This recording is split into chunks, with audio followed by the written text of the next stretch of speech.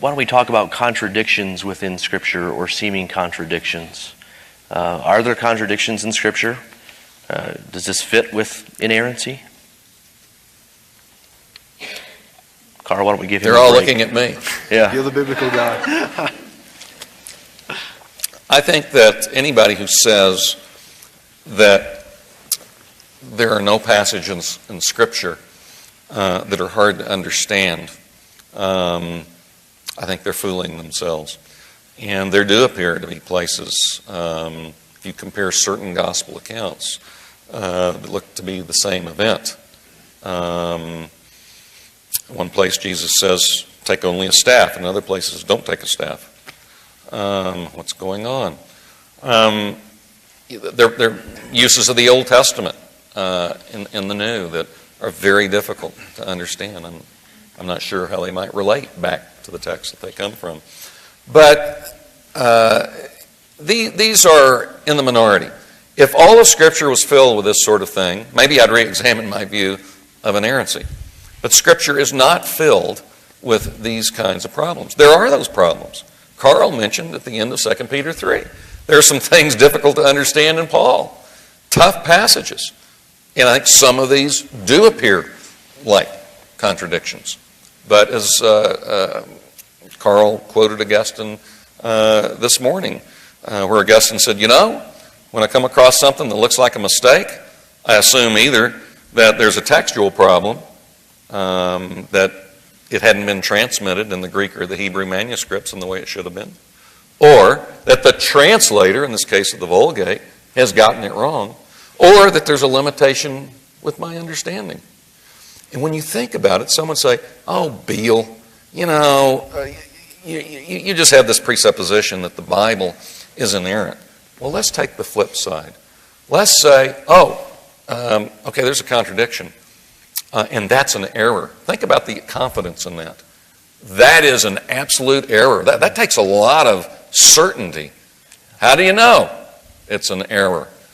Often, what have seemed to be errors, archaeological discoveries have been found that show, no, it's not.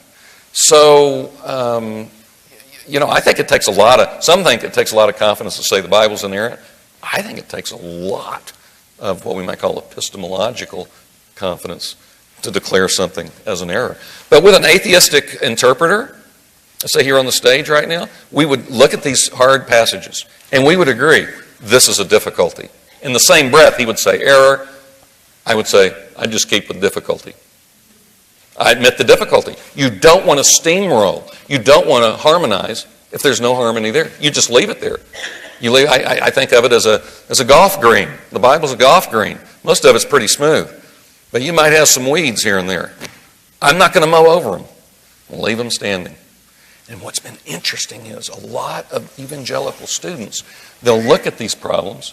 No solution's been offered yet. And later, maybe, if I have some time, I'd like to give one or two illustrations.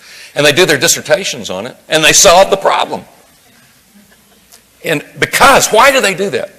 Because no one else is solving it. Because all the liberals, they're not going to work on that problem. It's an error.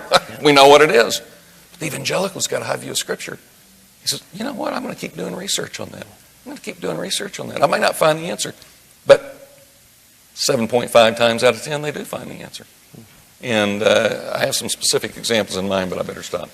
Can you just rattle off a few, just so that people have a category for what we're talking about in mind? If you remember the beginning of Mark, I'll read it to you here. Finally, a use of my case. Always bring my case along. People wonder why I bring my case along.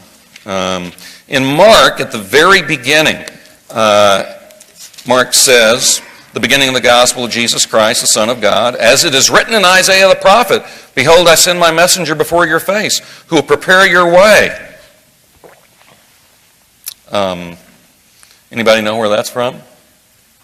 Malachi 3:1. Excuse me. As it's written in Isaiah the prophet, behold, I send my messenger before your face, who will prepare your way. Malachi 3:1. Then he continues. Verse 3, the voice of one crying in the wilderness, make ready the way of the Lord, make his path straight. Okay, finally we get Isaiah. That's from Isaiah 40. and verse 3. Some evangelicals said, well, the reason that Isaiah is put before Malachi there is because Isaiah was seen as the head of the prophets. Well, I don't know. That didn't quite wash. Some not very good harmonizations were attempted. Finally, I had a student. His name was Rick Watts. Went to Gordon Conwell, wanted to do his dissertation on Mark. He went to Cambridge. And he was doing work on Mark, and what he discovered, he worked on the use of the Old Testament in Mark.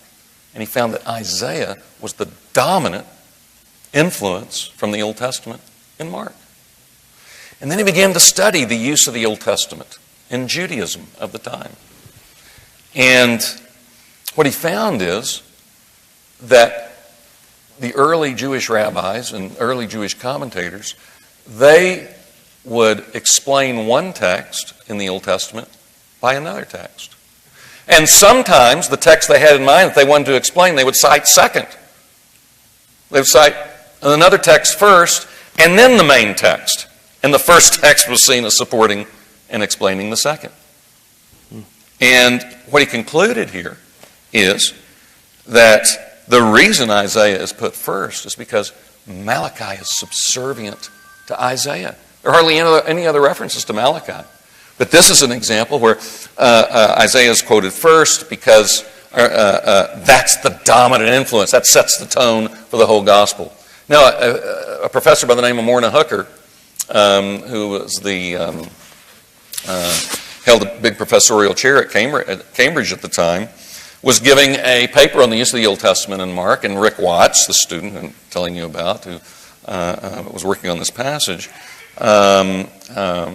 when he came up with his explanation of this passage, I remember in her paper that she said, Mark says Isaiah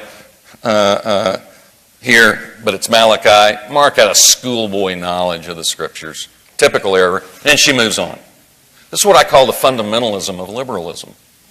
They have their assured results, and they're confident in them. They don't look at it anymore.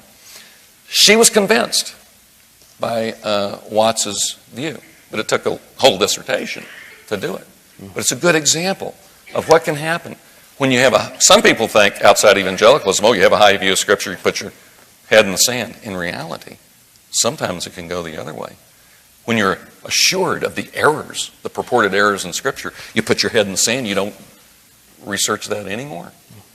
But those with a high view of Scripture who are not willing to steamroll forced harmonizations to prove their view on inerrancy, well, they'll keep working and doing research. And sometimes they'll find the answer. That's a good example of an overturning of an assured result of scholarship of Mark's schoolboy erroneous view of Scripture. That's great.